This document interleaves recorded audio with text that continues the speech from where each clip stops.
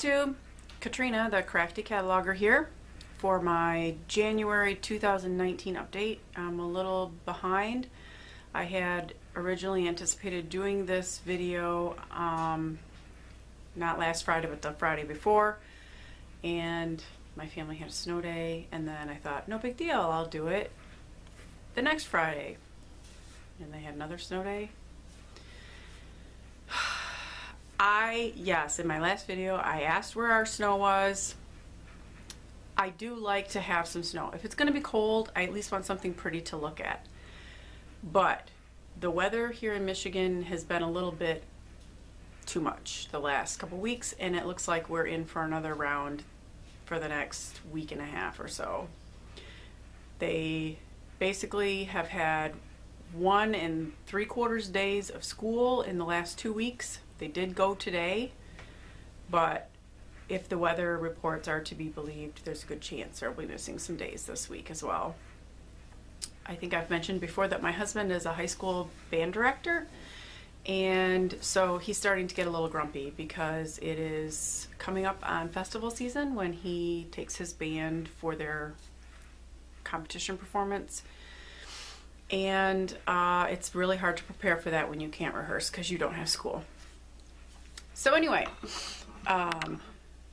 you know, hopefully they'll have school soon. I think I need to adjust this a little bit. Hopefully I can do it without jerking.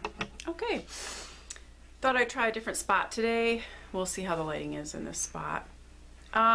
Anyway, welcome back to those of you who have visited with me before, and thank you for coming back again. And thank you to anyone who is new. Hopefully you'll see something that you enjoy watching. I had quite a few new subscribers in the last couple weeks, and I'm not sure why, but thank you. If someone knows that someone gave me a shout out, please let me know. I haven't heard one, so I'm thinking not, but somehow people are finding me. And before I get started, I wanted to reiterate something that Andrea C. from I Heart Cross Stitch said in her last video.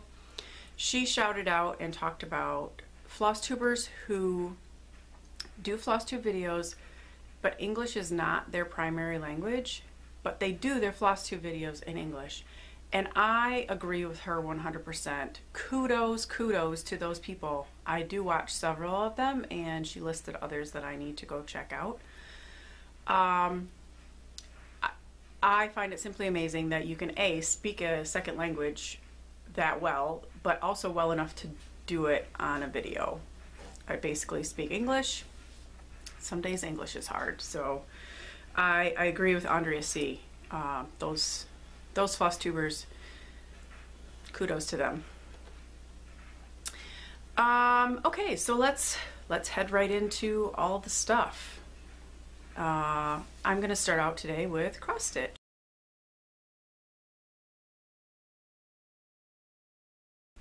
I did mention last video that I was participating in the Facebook group, the School of Magical Stitches and Literature, which I'm just going to refer to as the SMS and L group because that's a lot easier to say.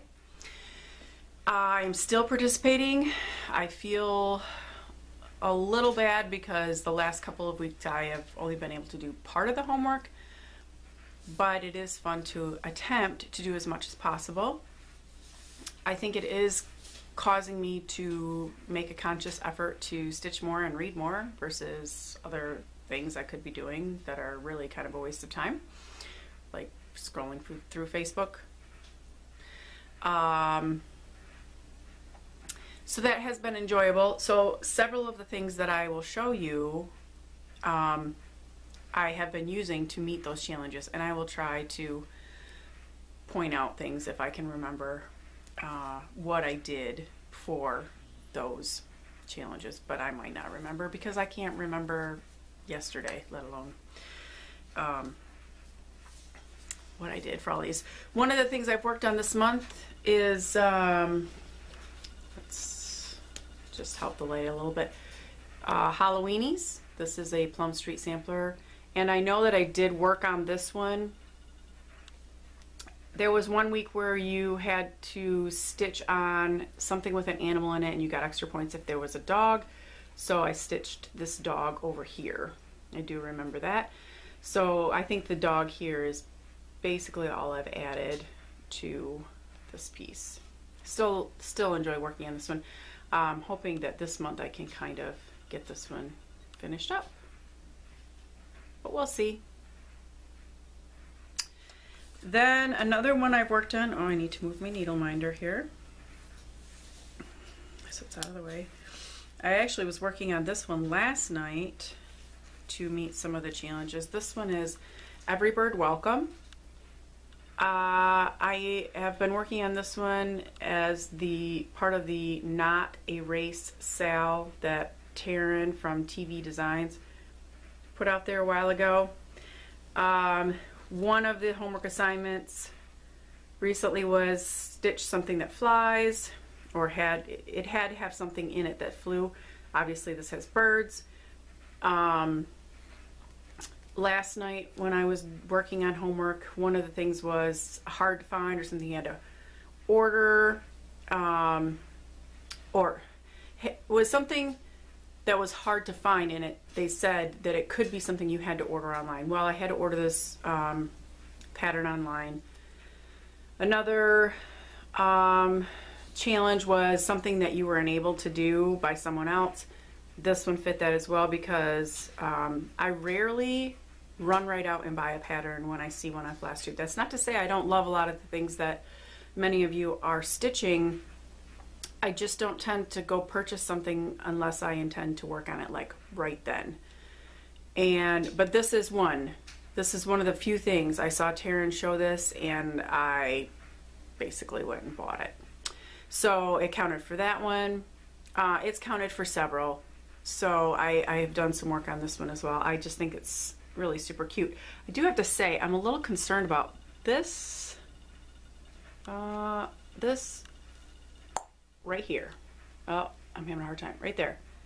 And maybe you can't see it on camera, but in person, the color doesn't look quite right. But I doubled and triple checked that symbol, and I'm using the right color, so I don't know. It just doesn't look right for some reason. I told you in my last video that I was going to try to do the new start on the 19th of every month, which is a Stitch Mania thing. And I did. I started Enjoy the Ride, and I finished Enjoy the Ride. This was a fun one, even with all that back stitching, but this is one of those pieces where absolutely positively the back stitching just, wow. Like, it was a cute bike before, but when you added that back stitching, it really, really made it pop. This one is going to be a gift for a coworker of mine who is planning to retire, I believe, in April. So this is one of those Dimensions Learn It kit things. And the intention is that you will use this hoop as the frame. I have not decided yet if I want to do that or if I want to just find a frame to put it in. Regardless, I think Monica will enjoy it. She is an avid bike rider, although she doesn't probably ride a bike with a basket on it because she does more like, she doesn't necessarily race, but she does do some, I think. Anyway, I think she'll enjoy it, and I hope that she will appreciate how much I've enjoyed working with her over the years, and that was why I made it for her.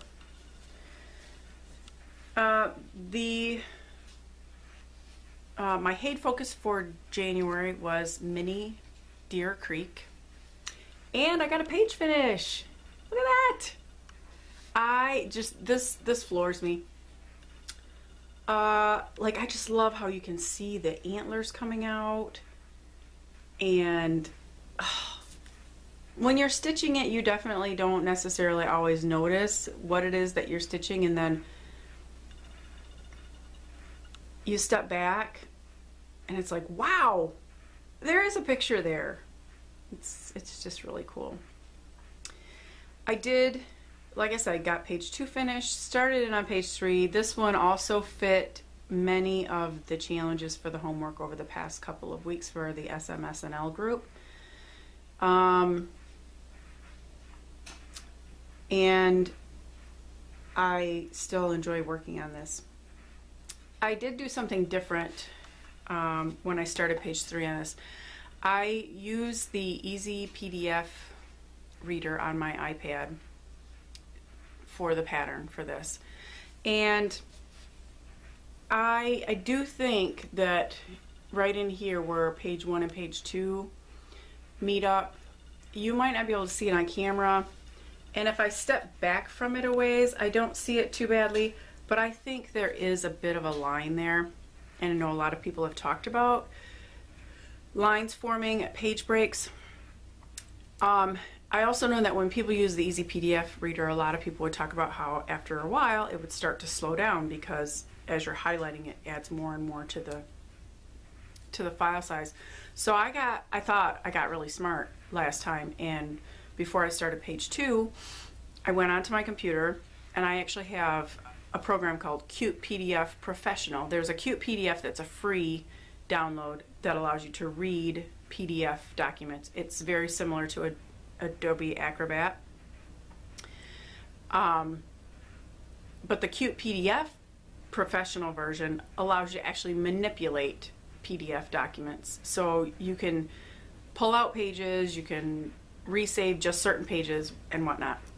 And it's a program that I bought years ago when I was working at the school and I did some things I needed to be able to manipulate PDF documents. And so I still have it. And it's great because I pulled out basically the color key code pages and page 2. So that did help. It made it so that it didn't bog down so much as I was highlighting. But then I kind of got to the edge of page 2 and thought, well, if I wanted to not have those lines appear, I need to be feathering into page 3, but I don't have page 3 easily accessible right here. So when I went on my computer to get page 3 ready, I actually did, there's page 3 is a full page, and then page 4 is just a couple of columns. So I went ahead and I saved, in the document that I'm using right now, I saved 3 and 4 and then the 2 underneath it, so that when I do get to those edges, I can feather in, I can at least get to those pages. I could get to them, just I didn't want to highlight them. I don't know, I just felt like I didn't do it the right way. So this time, like I said, I saved the pages surrounding. So I'm going to try to make sure that I'm feathering in some spots along the edges and along this next set of pages so that I don't end up with lines. And you might wonder why I kind of have like a blob here. One of the challenges was to do like a bunch of stitches, and so I was kind of desperate and just did a whole bunch because it was one solid color right there, and I thought that would make it easy. It was probably the night I was working on it really late because I had not gotten to it earlier in the week. So February I have worked on a little bit, and we'll continue for the rest of the month to work on Mini Village Bookstore, and I'm excited because this week's homework I see requires you to work on something with a cat in it, and I double checked, and Mini Village Bookstore does have a couple of little cats. They're not in a space where I am currently stitching, but that's not one of the requirements this time. It doesn't have to be, I don't have to actually stitch the cat, it just has to be in the piece. So I know I'll be working on that this weekend to do that homework assignment, or this week, sorry. I forget it's Monday. I'm not normally home on a Monday, I'm normally at work, but I had to work yesterday, so I have today off. I will continue working on, I bought this quite a while ago. It's a Little House Needleworks. It's called Music and Books, and that pretty much sums up my life, music and books. I'm a librarian. I'm also a musician. I'm a librarian who's married to a musician. music and books. I'm hoping this will be a quick stitch, and I'm not entirely sure, but this may end up hanging in my office at work, or I might hang it up somewhere else, who knows. It's pretty small. It's 63 by 63, so I would love it if, again, I could start and finish one in the same month. That would be pretty awesome. Then I don't know what I'm going to start after that. I might have to go shopping and buy some stuff. I could go through my stash. I don't have a huge stash of patterns, but I do have some. But there are some out there that I keep seeing others of you stitch that I really kind of want, so I might buy something. We'll see. Quilting.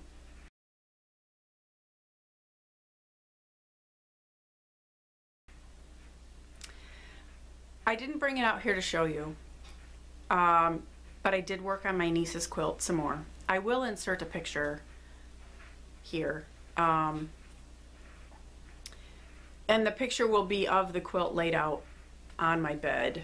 I have all of the squares sewn together into rows, and now I'm at the point where I'm sewing those rows together. I have 2 of the rows sewn together, and I need to continue sewing the rows together. So what I did was I pulled out an old white tablecloth and I laid it across our bed, and then I laid out the squares, and I kept fidgeting with them until I had them in the pattern that I wanted to, that I finally settled on, because I tried all different combinations until I decided how I wanted it to look.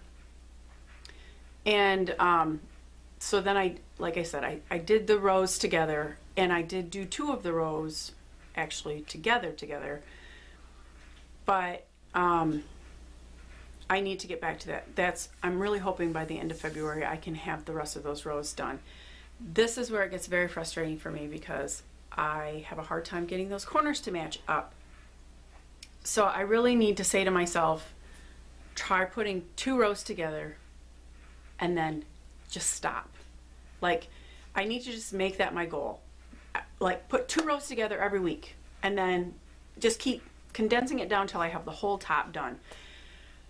Because I think my problem is I say to myself, oh, I'm going to get that all done, and then I get so super frustrated when they don't all match up and I have to keep ripping them out that I just kind of get almost mad about it. So that's my goal for February, is to finish that up, and then I will have to put the borders on it. It has 2 borders, and I think that's going to be pretty simple. Then it will be ready to go to the quilters. So at this point, if I can stick to it and get those rows put together this month, I should be right where I said I wanted to be, which was having it at the quilters in around March-ish. So that's it for quilting. That's kind of the only project I have going right now, and I'm trying to keep it that way because I don't want to get sidetracked. I need to get that quilt done. Next up, knitting.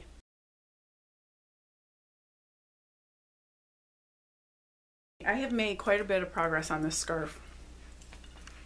In fact, here's the stitch marker. There's the stitch marker, and there's, oops, I'm wrapped around myself. If I were to actually fold it in half, I've actually doubled the length from where I was last month. I actually think that I'm pretty close to done. It basically says stitch till desired length. And I messaged Shauna from the Adelaide Cottage podcast the other day and asked her if she could help me with any kind of rule of thumb, and she did have an answer. She said she didn't feel like it was a very good answer, but I thought it was somewhat helpful. She said she thought that blocking usually added probably 15%. And so what I'm going to do this afternoon is I'm going to measure this, and then I'm going to try to do a little bit of math, which is not my strong suit, but I'm going to try to see how long an additional 15% would make this. And then I'm also going to pull out a scarf from, with the winter coats and kind of measure it. I mean, if I put this around my neck, I don't know if you can see. I mean, it's, you know, so by the time you block it, I'm thinking it would be longer. I don't know. I do still really like it. I don't know if I can get, I love this pattern, this candle flame pattern, and I still really love this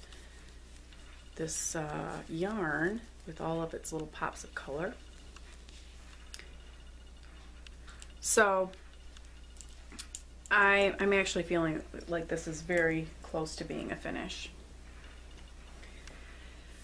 I am going to start the Paris and Berlin's cowl. I know I've said that the last 2 videos, but I really do intend to start that. Maybe even today, if I can. Sidetrack here.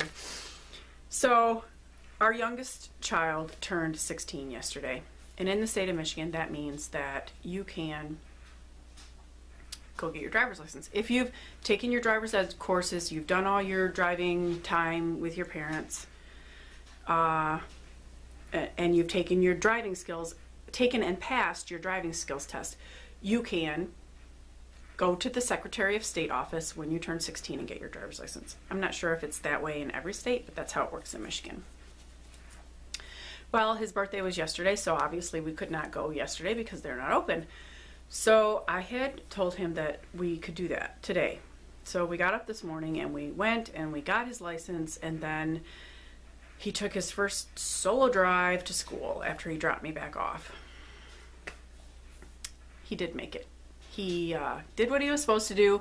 One of the rules, we did this with our older son, and doing it with this one, when you get to your destination, you have to text us and tell us that you got there okay.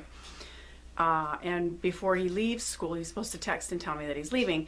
And it's not that I don't trust my children, and it took a little bit before my oldest kind of understood this, but we explained to him that it was more of a safety thing.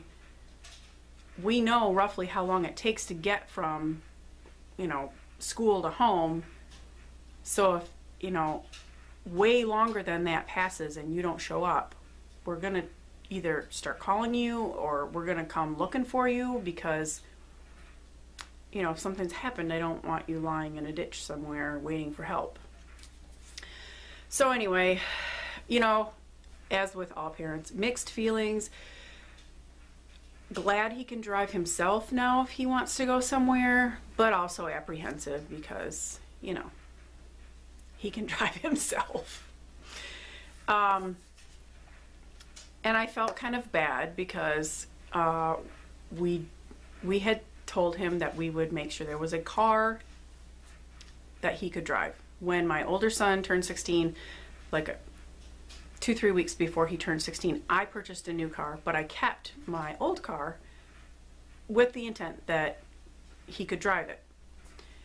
Well, that was only 3 years ago, so the car I have is not ready to be, you know, I'm not done with it. I'm not even done paying on it. So I couldn't go buy myself a new car and then let this child have this car. I mean, if I was rich, I would have, but I'm not. So anyway, we figured out a way to be able to buy him a cheap, older, but we think it's going to be a reliable car. Just something to get himself back and forth to school with. And the main reason that he really wants to be able to drive is that my husband likes to be at school at like 6 or 6:30 in the morning, and the child doesn't want to get up that early when he doesn't have to. And also there are times when my husband really needs to stay after school doing something, and again, the child just wants to come home. So, you know, we thought we had all of this all worked out, and then Saturday morning we were on our way to the Muskegon area for high school solo and ensemble, and my husband hit a deer with my car. So now we're down a car. I mean, I'm thankful we're all okay. My car can be fixed. But,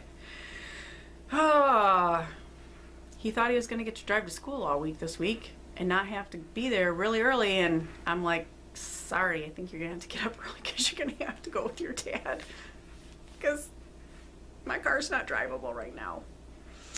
The insurance company did call me this morning and they're gonna send an adjuster out to look at it.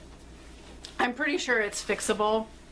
I really don't think they'll tell me that they totally, I mean, I'll put a picture in.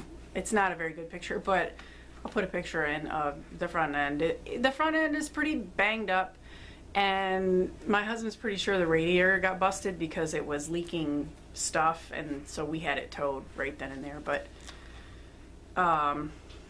those darn deer, they need to learn to look both ways before they cross the road.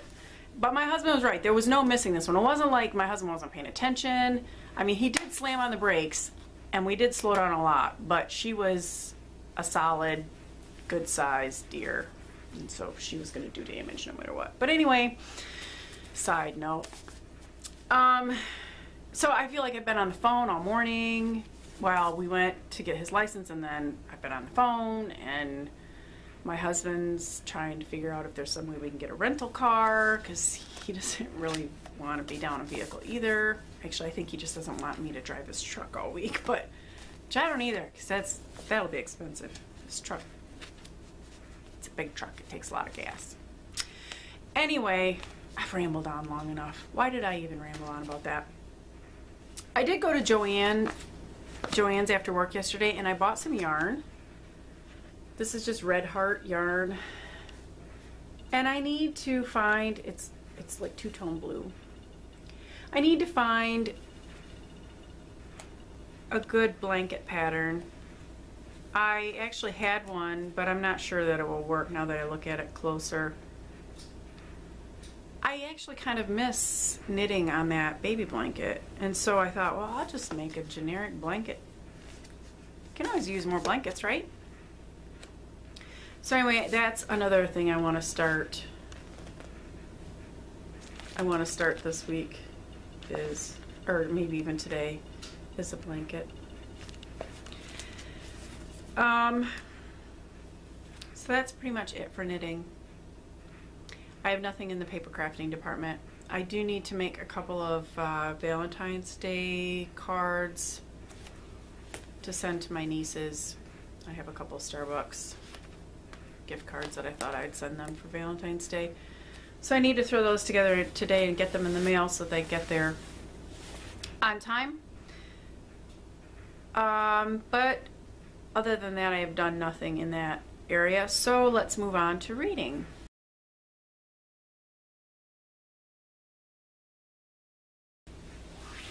Again, the SMSNL group has really helped me, like, oh yeah, I really should make sure I'm getting some reading in. So I finished Harry Potter and the Sorcerer's Stone, and I'm currently listening to Harry Potter and the Chamber of Secrets, and enjoying both of those for the second time.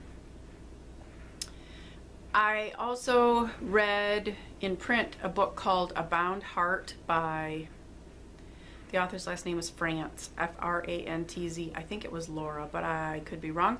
I will put a picture of the cover of that book up here. It was a good book. It was a Christian historical fiction. It was set in Scotland and Australia.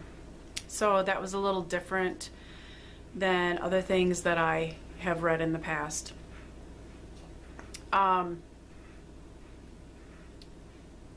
it was a good book. And I read a couple other things, but nothing really worth telling you about. I am currently reading a book called The Alice Network, which fits some of the extra credit for the SMSNL group because it has a car and an airplane on the cover, and you needed a book with a vehicle on the cover. And I read a book on my Kindle.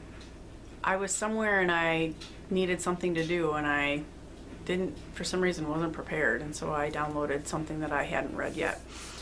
that was in my Kindle library. I have a lot of books that I've gotten for whatever reason, either free or very cheaply, and then they just sit there and I forget to read them. So I did read that one. So I had set my Goodreads goal to be 80 books. No, that's not right. 60 books. I set my goal to be 60 books for the year. I have read, according to Goodreads, I have read 8. I also fell down a bit of a rabbit hole on Goodreads. Excuse me. I am part of 2 or 3 groups on Goodreads, but I will admit that I'm really not very active in any of them. But the one, I don't know, I was poking around in the one a month or so ago and noticed that they had a bunch of reading challenges also. And I had never noticed this before, so I don't know if all the Goodreads groups do this, but in this particular group, and this was the Christian Fiction Devourers group, on their challenges they had it set up so I could actually say my shelf for this challenge is, and I could put in the shelf name, so I could create a shelf in Goodreads for that challenge, and then I could put the name in, and then I could say what my goal was. So for instance, one of the challenges, which I can't even think right now. Wow. Like I said, sometimes words are hard. There was one that was finish the series, and this one was kind of confusing though, because first I put in 5 because I thought I want to read 5 series, but I ended up changing it to 15 because I think the average book series usually has about 3 books in it. So anyway, when I read a book, I can put it, you know, on my currently reading shelf or my read shelf, and then I can also put it on the shelf for that challenge, and then it's automatically keeping track of it for me, which is really, really cool. So I joined 4 or 5 different challenges for that. I think one was an audiobook one, a library book challenge, the series challenge, nonfiction.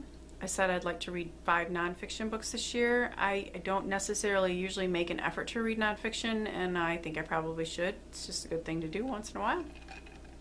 I actually have already read 1 nonfiction this year. So anyway, have been working on the challenges, and it feels good to see that according to Goodreads, I'm 2 books ahead of schedule. So I'm hoping to keep that up. We've kind of morphed from reading into goals here. So I talked last time about some of my goals for 2019, and just to kind of keep myself accountable, I have been consistently logging my food, and although there are many days when I am over budget, I do believe I am eating less, and I do believe I feel better, and I am seeing a downward trend. Not as much of a downward trend as I would love to see, but something's better than nothing. So I'm going to try to keep that up.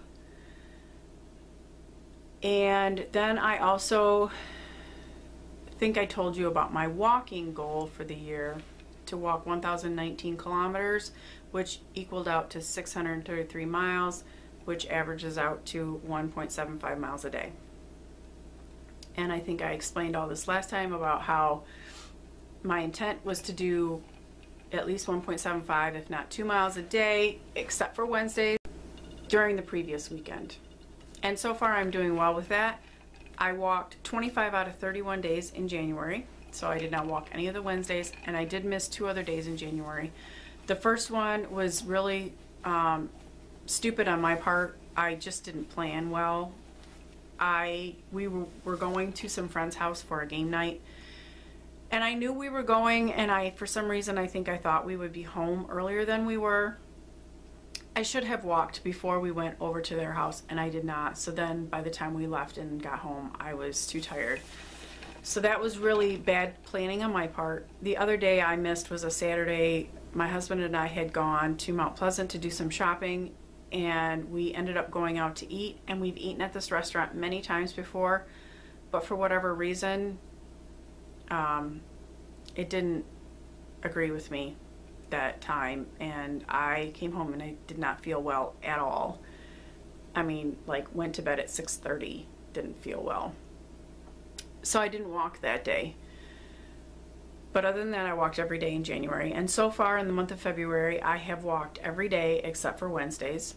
And I'm currently several miles ahead, 2-3 miles at least, maybe even 4 miles ahead of schedule.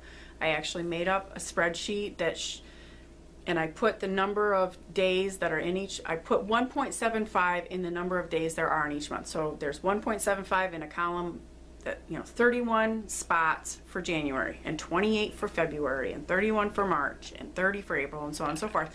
And then I have them added up so that, because obviously I would technically walk more miles in January than I would in February because there were more days. And then I'm trying also, because I use them at my Run app, I'm also kind of checking that every once in a while. Am I on track? Am I keeping up? I'm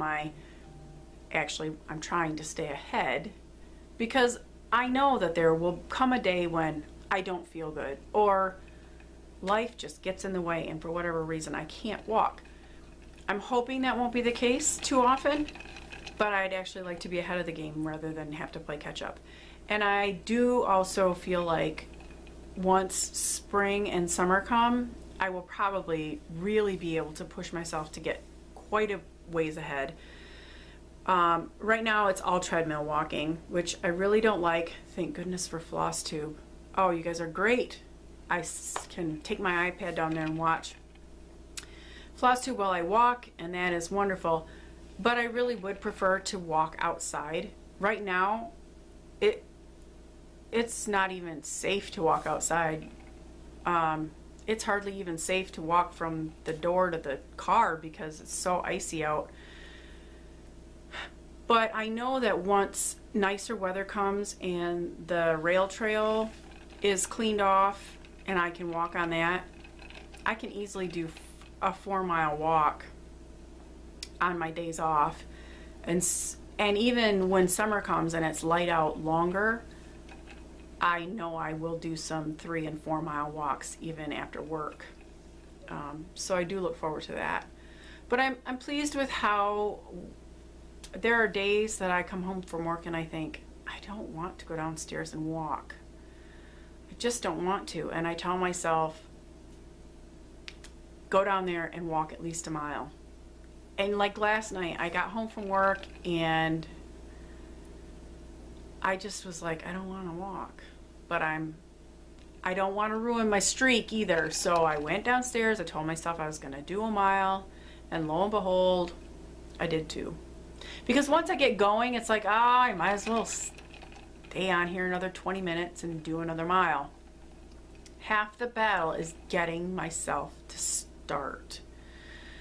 So today I actually need to do at least 3. I'd really like to do 4. I probably should go down right after lunch and do 2 miles and then go down and do 2 miles after dinner. That would probably be more palatable than doing 4 miles on the treadmill all at once. Because even with Flosstube, the treadmill's kind of boring. But anyway, I hope that any of you who set yourself some goals for this year are doing well with your goals. And I hope that you're all finding a lot of stitching and crafting time. I feel like I've rambled a lot in this. I have no idea if it's going to turn out. I don't know if this lighting is going to be just simply horrible, but I thought I'd try something different today. But anyway, I hope that all is well with everyone, and I will hopefully see you sometime around the beginning of March. Bye!